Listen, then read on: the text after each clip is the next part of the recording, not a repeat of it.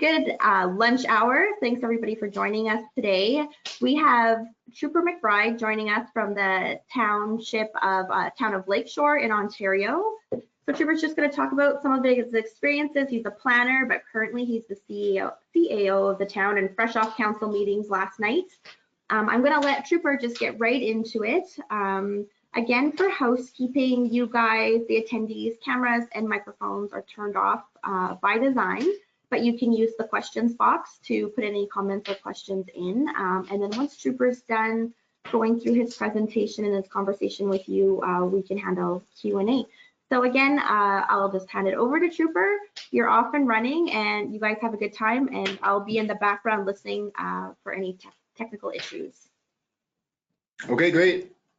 Thanks very much, Michelle. And this is a little bit of a weird experience. I think first of all, thanks to APPI for asking me to come back and speak to the Alberta planners again. I moved back, of course, two and a half years ago now, I think. And so I guess it's too bad that with the way it's set up, I can't see some of your faces, because I do miss a lot of my friends that many of you are back there. So anyways, it's good to be able to share this conversation. APPI asked me to, if I could speak and share some experiences about my career path, I guess, as it was. It started off as an elected on council and then mayor.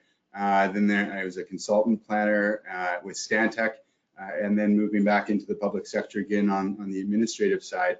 So I think, the talk that I'll give today is kind of walking through that and kind of reflecting on the experiences that I had at the time and those learnings that I, what did I learn from some of those moments and some of those cringe moments, particularly when I was on the elected side, and knowing now what I wish I knew then. Hopefully this will be interesting. It certainly was interesting for me going back and reflecting on where I've been. I called it The Journey Continues, and for some of you that I've worked with, that's been my email sign off, and it comes from when I used to work. I'm not talking about this today, but while I was on council, my first job was actually in IT, and I was a project manager. I'm terrible with IT, so it's good I got out of that. But the CEO of the business that I was supporting at the time, Kim McConnell, his email sign off, and I stole it from him, was The Journey Continues. And he had a really interesting leadership style, and he characterized the process of his business as a journey that everybody was on together. And it was not just about making money in the business. It was about changing the world and changing the lives for the better of the people that worked for him. And so I thought at the time, if I ever got into a position where I was in a leadership role, that's the kind of thinking that I wanted to bring to the table. And so when I was mayor, I began using it as my sign off, and when I got into Stantec in leadership role, I used it there, and now I'm using it here in Lakeshore. So the journey so far, just a quick overview of what I was thinking of speaking about, and I'll hopefully try to keep it interesting. Starting off when I was elected to council, and at the time, as many of you know, with new members of council, they don't know a lot about planning, and I think I remember declaring actually that I had zero interest in planning at all. And so that was an interesting place for me to start from where I am now. And then I began, of course, noticing the importance of planning. And then when I was mayor, I really at that point saw planning as a vehicle to achieve that longer range vision that I had on a lot of the platform and a lot of the policies and direction I was leading the municipality in.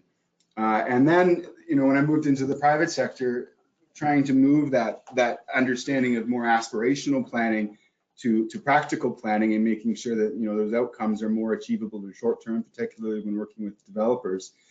And then where I am now, and in being able to use those planning principles, but also the experience that I got when I was on the other side of the fence on the elected side, and also in the private sector, which I think is really valuable experience for where I am right now in being able to advise council. And then throughout, I kind of sprinkle in some of the influencers that have been important to me over the years.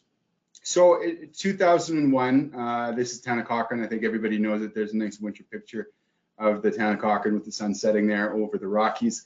And in 2001, I ran for municipal council. I kind of had a lifelong interest I guess maybe up until a few years ago into politics and the dynamics of it, the interplay, the kind of the sport and the theater of politics, but also the ability to affect real change in society that politics can bring about. I think it's kind of been disappointing, at least for me, to see where politics has gotten to lately with social media, the negativity. I think it's really challenging for people these days to consider stepping into that ring the way that the discourse has certainly degraded, even from the time when I left in 2013 to what it is today. But I did run for office in 2001. I never thought I'd run for municipal office, but there I was. I ran and I got elected. My platform at that time was pre-social media, pre-GIS advancements, things like that, wanting to create a virtual reflection of the town of Cochrane online. So whatever you had physically out there in the community, really trying to enhance that online presence.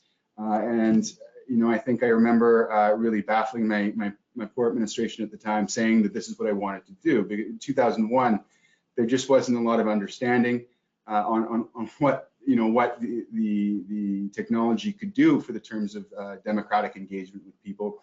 And certainly in an administration the size of Cochrane at the time, the administrative capacity to really wrap their heads around this kind of stuff and support it properly just wasn't there.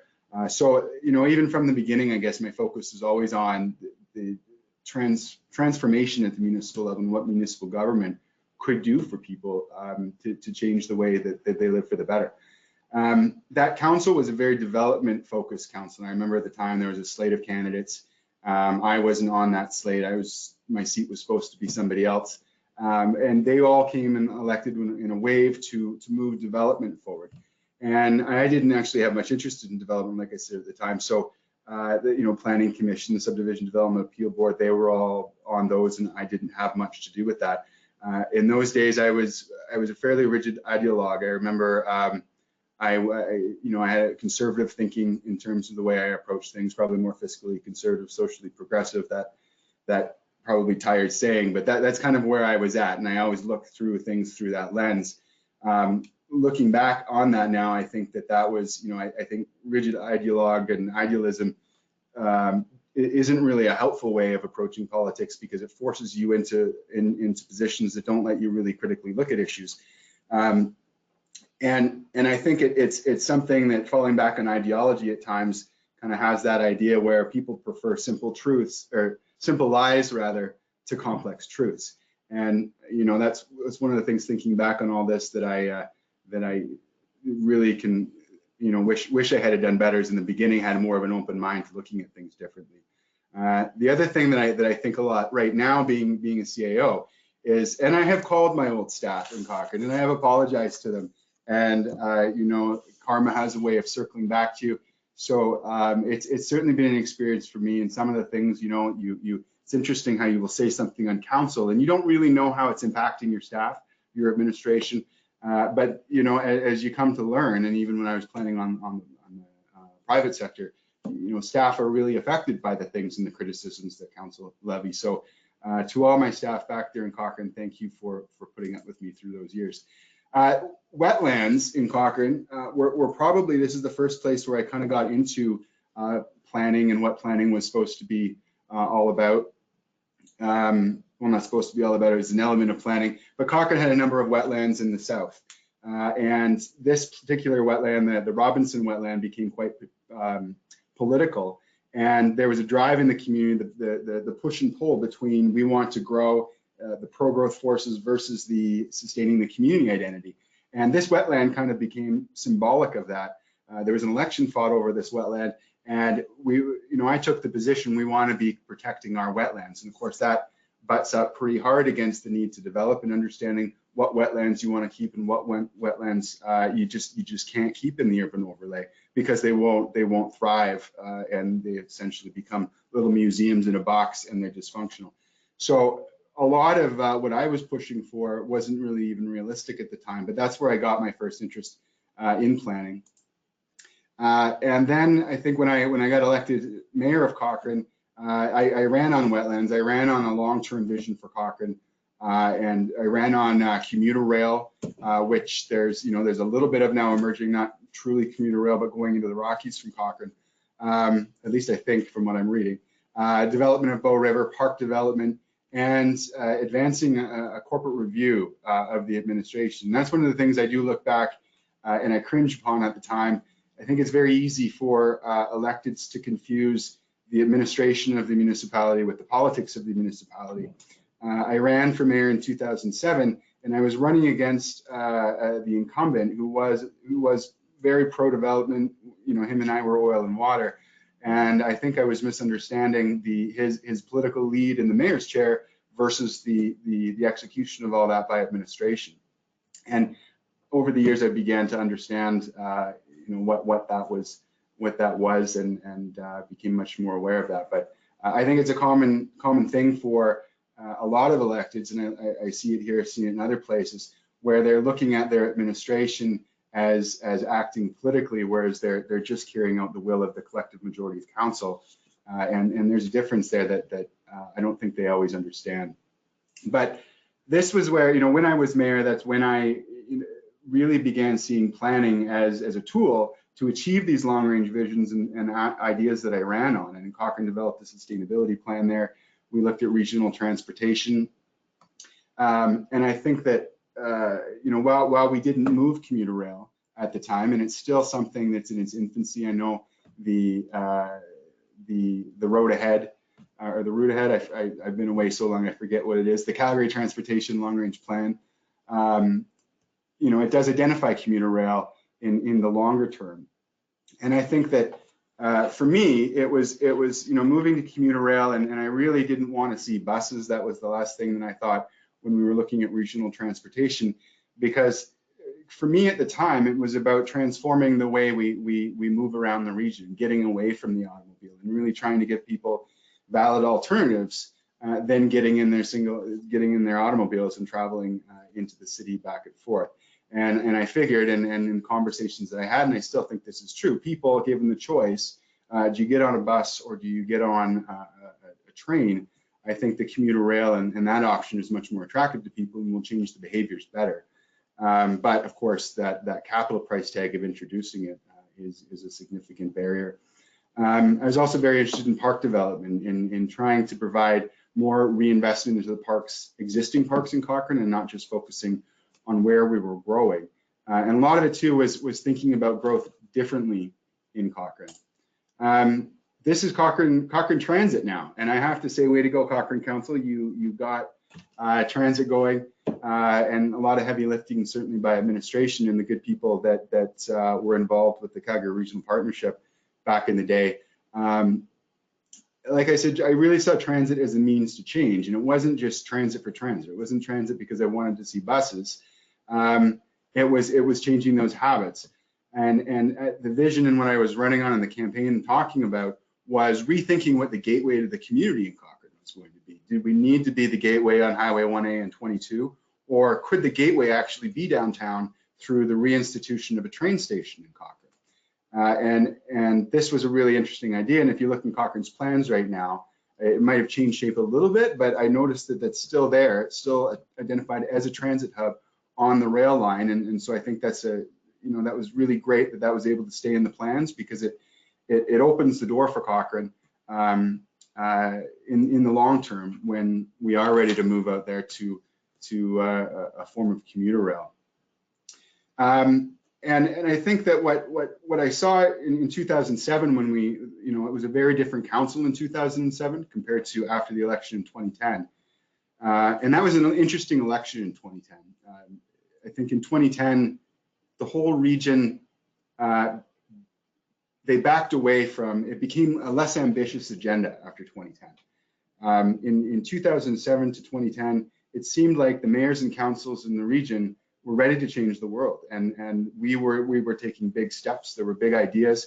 The Calgary Regional Partnership was strong, and we were really ready to talk about what our future was post 2010.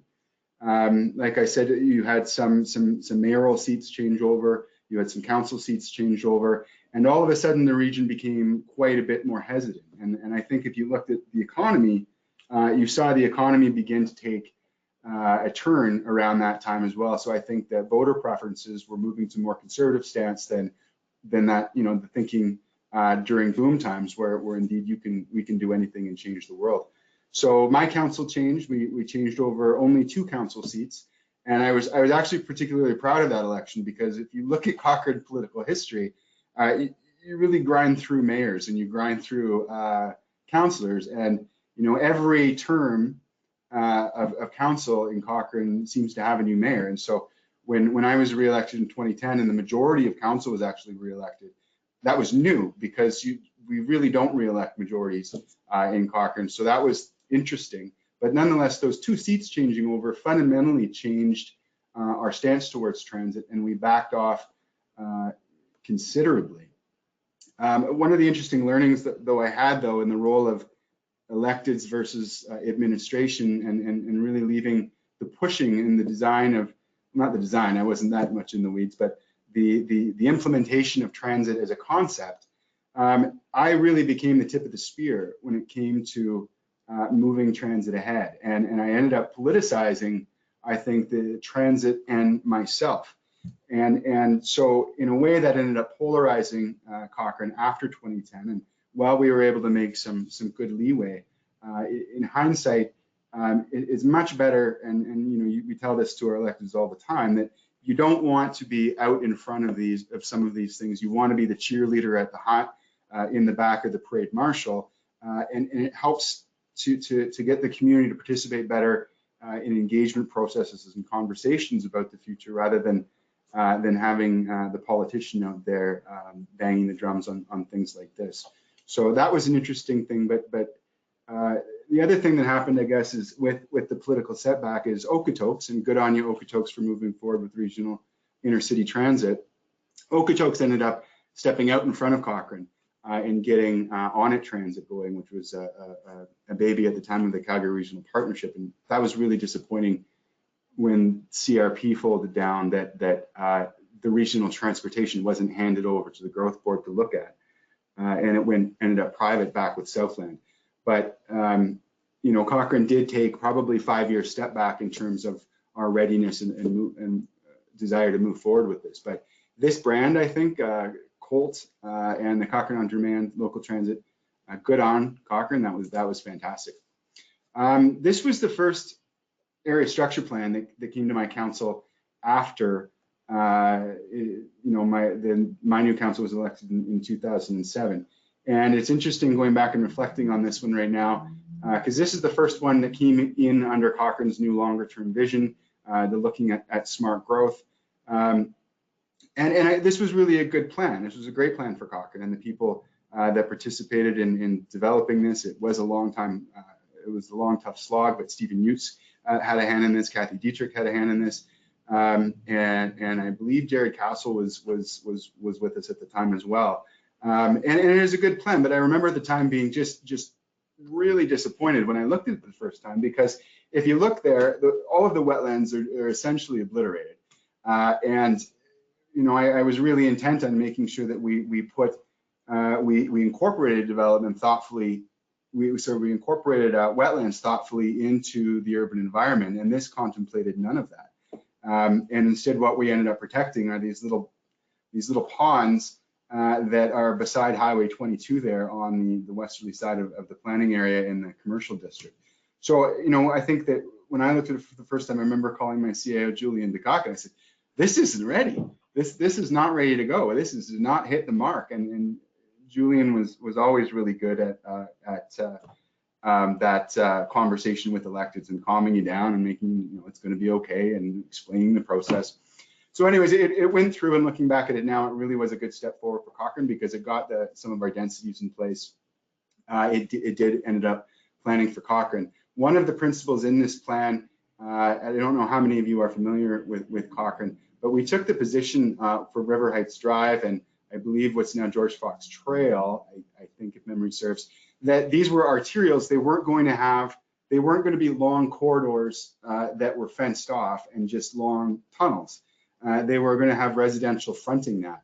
And that was something that my council and I held to very staunchly at the time. And I know since then that's fallen apart. And I think we've ended up with some of that long tunnel-like condition on some of those roads, which is unfortunate. But where the political will is there, I think you can make some big steps in this stuff.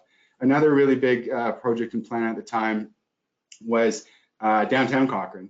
And this is the quarry, and we were looking, this is a brownfield, and this was a big election issue in 2007, and there was a Walmart coming to town. So we had the Walmart debate. I was on the nay side at the time, and you know, looking back, that wasn't really the right way of looking at it. But again, this was the pro-growth versus the anti-growth in the community at play.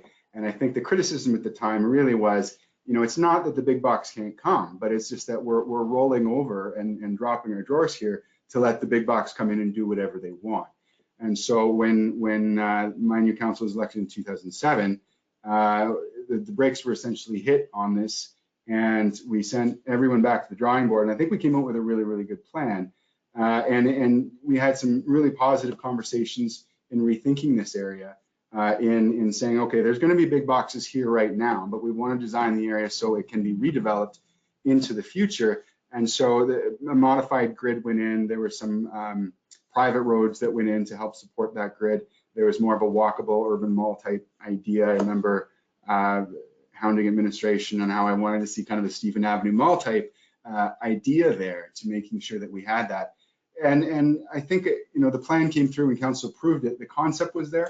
I've seen though over the years, even before I left, that the integrity of that idea ended up getting watered down. I think a little bit of the factor of you know, the leaders changing over on council, and the vision and the way the project was looking at changing a little bit differently. But you know, we did a lot of good things here, introducing a green building framework, and the Western community design guidelines. Those are always getting challenged, or at least they were in my day. And you know, we had the big box retailers agree after some long conversations, like Walmart and Sobeys and Canadian Tire, even Cochrane Toyota, and that went right up to their executive that they weren't going to follow the design guidelines. And I think that you know, we stood staunchly on that this is about good community design. So this is the Menavision statue in Cochrane, and you know, this to me, this picture really summed up, you know, what I think we tried to do in our term. You know, it was ambitious, and I think it really hats off to my administration at the time in my planning department for all the work and heavy lifting that they did. It was about this time near the end of my term that I said, you know, I knew I wasn't going to run again for a second term. I said to my wife that I'd only do 2 terms and then I'm done. And so, you know, after 2010, I started looking around, okay, well, what am I going to do next? And I like the aspects of being, you know, elected to municipal council, where you get to contribute to community development, community design.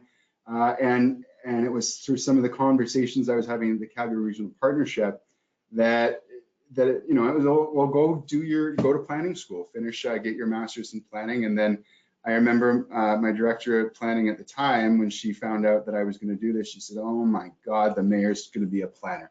And you know, that, you know, I think I would probably have the same reaction, that now they're going to be right in my business. But I tried to do my best with that, and actually she ended up becoming an instructor of mine while I was in planning school, which was really interesting, learning more from her. So, you know, when we left, things, you know, the big things that I look back on, and I think, again, a lot of this has probably gotten diluted a bit, but the growth management strategy, council decided we weren't going to be annexing anymore. We were going to be growing up, not out. I'm not sure if that idea has been held to as clearly as it was intended at the time. We got the transit strategy in place. The urban design guidelines went through, the long-term vision of the sustainability plan, the downtown green building framework, and that seismic shift, I think, in how we looked at that big box development in downtown. Now, I said I was going to talk about some of the influencers that I had through the years here, and you know, Kathy Dietrich, and she passed away a few years ago now. She was an amazing person and had a tremendous impact on me in my life, even to this day. And a lot of the things that she taught me at the time while I was mayor, and then when she was teaching me in planning school, they're still with me today. And she talked about the development of trust and how good process is built on developing those aspects of trust. And she taught me how to build the trust. And once you have trust, how fast you can move projects, because when you're sitting across the table from a developer, or vice versa, developers sitting across the table from municipal planning, you can count on each other. You know where each other are. There's not going to be surprises. And she worked incredibly hard to move Cochrane from where we were, with a very adversarial director of planning before her, to just some amazing things. And you know, the book that she always referenced, Faster Than the Speed of Trust, she talked to me about making sure that, you know, when you do planning, you have to be looking at realistic outcomes. It's fine to have aspirational plans and wanting to change the world, but you've got to be able to anchor that in reality at some point, or you'll never really see one of your plans implemented. And the art of compromise. It's not, you can't always go into these discussions in planning, as you all know, saying this is what it's going to be. There's that give and take. And I remember two conversations I had with her that stuck with me. One was when we were talking about aspirational planning versus realistic planning. She looked at me and she says, "Truper, that's the kind of planner you can be then. You can be one of those aspirational planners. You don't have to be a planner that gets things done." And I still look back, and she meant that really, really nicely, but it was really impactful for me, because you know, I think it's one thing when you're on the elected side, having the vision, when you're the keeper of the vision and you keep driving towards that. But it was really good advice for my career transitioning into the private sector planning and administration, that these things have to be realistic. The other thing that she was one of the mentors for me, going through the planning credentials, getting my certification, RPP. And the first thing she said to me after I left council is, "Truper, stop telling people you were a mayor." And that was another thing that stuck with me, because when you are in the elected side, you have a very different view of how you're perceived by professionals, and it's not always positive, and because your job has different demands to it sometimes. And so, you know, Kathy was for me just a transformational figure, and I know for many of you as well. Kathy Dietrich is a very large, significant person in the planning world in the Calgary region. So, you know, while all that was going on in Cochrane, I was on, of course, a lot of experience in the Calgary Regional Partnership, 2001 to 2004, and then I was back after I became mayor in 2007 to 13, and I was chair of that partnership from 2010 to 2013. This was the work that we kind of tackled, and I know that the new growth board, I think, is redoing all this work. And you know, I don't pretend to know all the ins and outs of the good work that the growth board is doing, but you know, it was disappointing to me to see the Calgary Regional Partnership's work blown away in the way that it appeared to me at the time, and I think that a lot of it likely has been saved and is being looked at thoughtfully by the new growth board. But this was what we essentially were trying to solve, is in the next 50 years, if we don't do anything, that gray, it's not a great photo actually looking at it here, but that gray underlay was where the urban development was going to be, the sprawl. With some different scenarioing, the orange was what we could limit development to. And when you look at the cost side for the electives, that really resonated. This was the regional transportation. I spoke about it again before, but the idea of heavy rail, working through the Calgary Regional Partnership, this was where we really did that heavy lifting to get that up and moving forward. And then, of course, we moved forward with looking at a regional transportation bus system as a first step. And good administrators at the CRP told me we have to take steps towards this, Truper. We can't just start running trains, even though they humored me really nicely with it throughout the process. And we ended up designing the new On It brand, which again I thought was unfortunate that the new growth board didn't take On It and that transit system on and continue pushing it forward. Southland has adopted that brand now, and it's privatized. I thought that was another major setback for the Calgary region, which was unfortunate, but a product of the politics at the regional level, I think. This was an interesting idea, and I have, this credit to O2 Planning and Design and Doug Olson and team at the who helped us build the Calgary Metropolitan Plan. This was something that we never actually saw move forward, and I thought from a regional planning perspective, it's a really interesting way of approaching this. And what it did was look at landscape units and the geography that tied socio-environmental patterns on the landscape to potential different land use rules.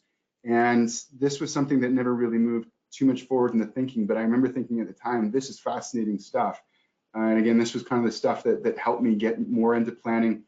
And I thought that the rural municipalities that fell out of the Calgary Regional Partnership really would have, that might have been a tool to help them stay and move forward.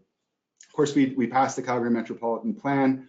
It was a voluntary binding plan. I'm going to talk in a few minutes about the Ontario planning, where regional government's been in place for a while, but how, just because it's in place and it's regulated doesn't mean it's actually going to function well and serve the purpose that I think it's, in many ways it's set out and intended to. And the rural municipalities did leave in 2010, and that was really unfortunate. I wanted to give another mention here to two people who I think were absolutely incredible visionaries. Rick Butler, who unfortunately also passed away back in nearly a decade now, and Colleen Shepherd, just amazing people, visionaries. They believed in working together in regionalism and saw what we could do as a region if we work together and we do it collaboratively. Unfortunately, that idea of working collaboratively and voluntarily didn't work, and the regulation came in with the growth board mandating things, and now everyone's worst nightmare at the time is in place, where the growth board is actually improving statutory plans, which nobody wanted at the time.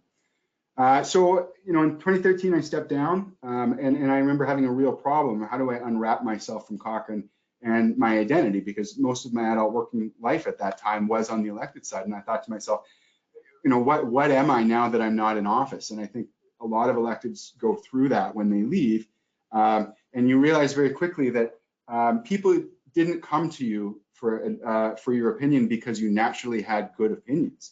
They came to you because you were a mayor and they had to come to you. And all of a sudden people stopped asking me what I thought about things, and I thought, oh, and so that was a bit of an eye opener there, that I don't inherently have good ideas. And it's time to stand more on my own 2 feet, and that's where I got a really interesting job at Stantec. And Marisa Coop and James Scott taking a chance at me at the time and bringing me into Stantec and urban environmental planning, and then later moving into community planning was really interesting. This is the Springbank off-stream reservoir. I know that many of you are likely familiar with it. It's still going on. Teresa Goldstein, Fraser McLeod, Mike Carnegie. I'm going to miss a number of names here. Sean McLean, Carly Silver, Matt Wood, Stephen Oliver. We've all blood, sweat, and tears on this thing, and just a fascinating exercise. I don't think I have time to get too much more into this project, but this taught me the importance of good public engagement versus ignoring public engagement, and the downsides of doing it really badly. I think that there was lots of room in there for the province to take a better, more appropriate approach, I think, to regional planning than really where that ended up. This was a fascinating plan. I remember Fraser McLeod working on this with myself now at the City of Calgary, the Northwest Okotoks Area Structure Plan, or NOWASP. This was interesting for me, design done by Greg Chamberlain at Stantec, where we were able to keep some of the natural landscape features, the drainage patterns, and planning for transit, and I think really moving the vision Okotoks had forward. That was a really great project to work on. That leads me to Lakeshore. When I step back into the public sector, Lakeshore is a municipality of about 40,000 people. We have a 6% growth rate here, which is something considering the region here. It's rapidly urbanizing, but we do have a large rural geography, and this is an amalgamated municipality. We have a very diversified tax base, a strong industrial district, so fiscally we've got quite a bit of strength to us, but that amalgamation hangover resides quite strong here. This is my council. And this bunch, I have to give them a lot of credit. Traditionally in this region, and I think this comes from Windsor's Mayor Eddie Francis back in the 2000s, where there was just this lack of desire to increase taxes at all. And Windsor had to continue moving ahead with 0% tax increases, and the rest of the region followed suit. So it's sort of this vow of self-poverty that was taken. And you see it in the infrastructure here, in the lack of public investment. This group, though, is changing that, and they're very, very interested right now in investing in the community, investing in growing the municipal administration and getting things done. And they really have large goals, and it's been exciting working for them and introducing some more of that big picture thinking that they've really been receptive to. This is what I was talking about with the Calgary Regional Partnership. This is our two-tier municipal government. So our upper tier is the County of Essex. They're responsible for those items that I listed there. And I have planning in there, but it's really planning light. For years, they've only had one planner. And in a region experiencing the level of growth we have, it was very just transactional at that county level. And everything was really defaulted, and all the power and major decisions were left to the lower tiers, of which there are 7. Now, the City of Windsor is not part of this two-tier municipal government. They're a single-tier government, and that causes a tremendous amount of difficulty in functioning as a true region, because the city is not at the table unless they want to come and sit at the table, which isn't as often as I think that we would like them to. So it sets up a very interesting dynamic. Because of the amalgamations, what I've noticed is that the county council, which is formed of the mayor and deputy mayor of each council, they sit and they form county council. And there's been over the years, and I think this is hopefully beginning to change, but there's been an idea that, well, we don't want to give the county that much power because we really don't like the fact that we've been amalgamated. And it's really in many ways this forced regionalism. You know, it hasn't worked. We haven't seen the benefits of the government imposing regional government here through the upper tier. Just because the regulations there doesn't mean that the politicians are then going to say, okay, well, we're going to play ball. I think we've seen here how there's a way to sort of defund the regional layer and keep it from actually functioning as strongly and as powerfully as it could. Because you're still sort of opposed to the idea of amalgamation. And my hope is that that isn't happening in the Calgary region, and the Growth Board is able to play a broader role. And I know there's always that potential there, but I think that model that the Calgary Regional Partnership had of really entrepreneurial regionalism, there was something there. We used to go around the continent talking to people about how we were doing this voluntary binding planning work with the Calgary Regional Partnership. And there's a range of opinions on whether or not that was on what went on in those days, but I still remain a real proponent of that form of regionalism, which was much more collaborative, I think, than forcing regional government in place. This is Lakeshore's official plan. You can see in the northwest area of the plan there, this is our urban area, and the bulk of the 40,000 people, of course, are sitting there, but you can see the sheer magnitude of that rural landmass and some of those rural communities out there that right now they're not growing and they're struggling with keeping their rural identity. And so that's an interesting thing that I get to deal with right now, and how to keep these rural communities sustainable while you've got this rapidly urbanizing area up there in the northwest. You can see also that we've got a lot of sprawl going on with down the center kind of there. There's Bell River, and servicing has been extended in many places. So overcoming a lot of those old planning decisions where we really didn't have planning departments equipped to be able to making these decisions, that's been difficult to overcome. So we've got a lot of modernization work that we're doing right now, really beefing up the planning department, the engineering department to deal with these things better. This is an example of a secondary plan that we've just approved, and really the rapid urbanization that we're seeing here. The development industry is I wouldn't say it's as evolved potentially as it is in the Calgary region, and there's a lot of room, I think, for learnings here on how to go about things. You still see a lot of developers believing that they can do it themselves without thinking they need to engage a prime consultant or a planner to help them through this. and it ends up hurting them in the end because they end up spending more time and losing money on being able to move things forward. You also have engineers here designing neighborhoods, and engineers are wonderful, but that's not the profession that you really want your eyes on when you're looking at bringing in new communities. And so that's something that we're working to change here, and we take baby steps towards that. This is our Lakeshore Parks and Trails Master Plan. We have a good number of parks, but there's the idea that you can walk to a park here is a really foreign concept. The idea of a tot lot, or on every park being within walking distance, like I said, that's not what the tradition has been here. So there's been a lot of rethinking and longer term. What can we do to connect all these parks? There is no trail system. The Calgary region is a wonderful trail system. So this was a big change for me. We also here have significant impacts on climate change. And this is not Lake St. Clair, this is Lake Erie, but the lake is coming in a very treacherous way. And you've got, on Lake St. Clair, a lot of privatization of that shoreline. And people have built and have been allowed to build back in the day where these were just judges' plans being approved, right up to the shoreline. And sometimes they're wedged between the rail tracks and the shoreline and their break wall, and they've already lost most of their property. So this is a real human health safety issue that we're beginning to struggle with. And the real possibility in a lot of these areas where we need to flip off residential zoning. And of course, you can imagine the headaches that are going to be coming along with that, with people losing their houses and not being able to repair them. But the reality is there's housing and residential development here, much of it in floodplains, which we don't, has been curtailed in Alberta to large degrees, but that has not come to an end here. It is a real problem in terms of where development is being allowed. This is a fascinating little community, Lighthouse Cove. This was built and every house has a canal behind it, so everybody gets their own boat. The challenge now being is with the lake levels rising, considerably, you have the lake right at your back door, and sometimes your house is sitting in the lake here.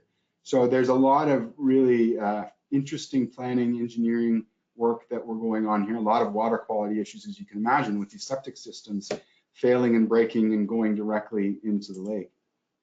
I wanted to end here just with with where I am right now. I'm trying to race through because I think I've been talking maybe a little bit too long. Hopefully not. Sorry about that if I have. This is Julian DeCock. This was my CAO in Cochrane. He was 1995 to 2017.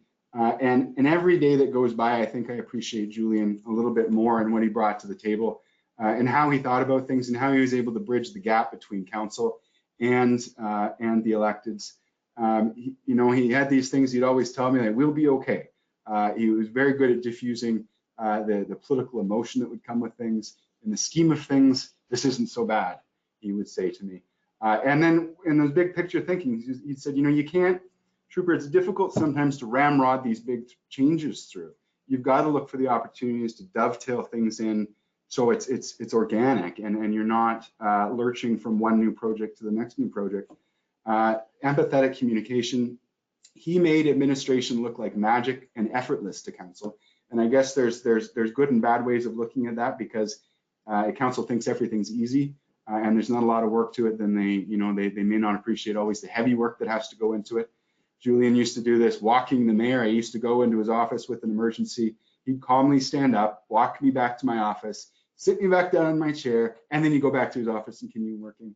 It struck me, he retired a few years ago in 2017. He was asked what his greatest accomplishment was. And when I heard the question, I thought, wow, what great project is he going to talk about? But what he said was, and it struck me, and I really appreciate that now. He said his greatest achievement was his organization and what he was able to do for that. He's a giant in my life. So I guess I'll leave it at that. I think that the things that I've learned is that you've got to keep believing, and you've got to keep believing that you can make a change in this world. And that's certainly what's driven me still to this day through politics and through the private sector.